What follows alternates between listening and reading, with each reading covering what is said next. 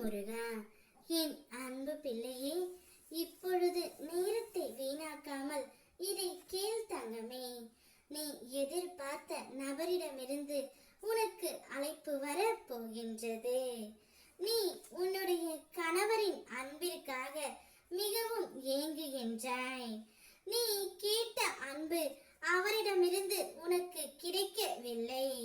நீயும் ஒவ்வொரு நாளும் அவர் மாறுவார் என்று நம்பிக்கொண்டு இருக்கின்றாய்.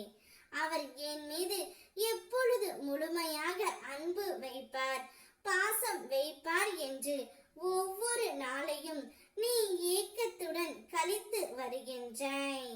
திருமணம் ஆன புதிதில் உன்மேல் காட்டிய அன்பிற்கும் இப்பொழுது இருக்கும் அன்பிற்கும் நிறைய வித்தியாசம் இருக்கின்றது.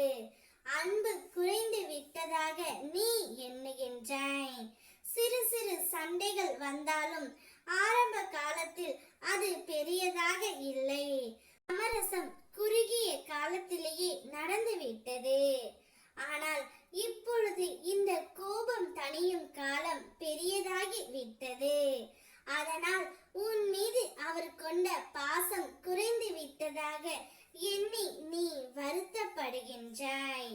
கணவன் மனைவிக்குள் பிரச்சனை வருவது இயல்புதான் பிள்ளையே. ஆனால் அது எவ்வளவு குறுகிய காலத்திற்குள், குறுகிய நேரத்திற்குள் சரி செய்கிறோம் என்பது தான் முக்கியம். அவரும் உன்னை நினைத்து கவலைப்பட்டு கொண்டு தான் இருக்கின்றார்.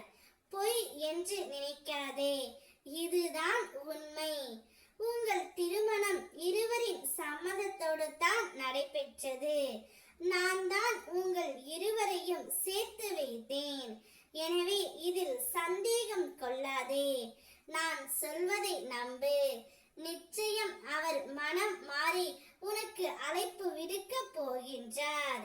அவரும் உன் மீது உண்மையாக பாசம் வைத்துள்ளார். ஆனால் அதை வெளிக்காட்டுவது எப்படி என்று தான் அவருக்கு தெரியவில்லை. பேசினால் சண்டை வருமா என்ற பயத்துடன் தான் அவரும் உன்னிடம் பேசாமல் இருக்கின்றார். அவரும் உன்னுடைய அன்பிற்காகவும் பாசத்திற்காகவும் ஒவ்வொரு நாளும் ஏங்கிக் கொண்டு தான் இருக்கின்றார் பிள்ளையே. உனக்கு நான் அமைத்து கொடுத்தது சிறப்பான வாழ்க்கை. நீயும் அவரும் சேர்ந்து வாழக்கூடிய காலம் இன்னும் அதிகமாகவே உள்ளது. நிச்சயம் நீ சந்தோஷமாகவும் மகிழ்ச்சியாகவும் அவருடன் ஜெயமாகவும் வாழ்வாய். அந்த வாழ்க்கையில் சந்தோஷம் மட்டுமே நான் கொடுப்பேன். நீ எதிர்பார்த்த நபருமே உனக்கு இப்பொழுது அழைப்பு விடுப்பார்.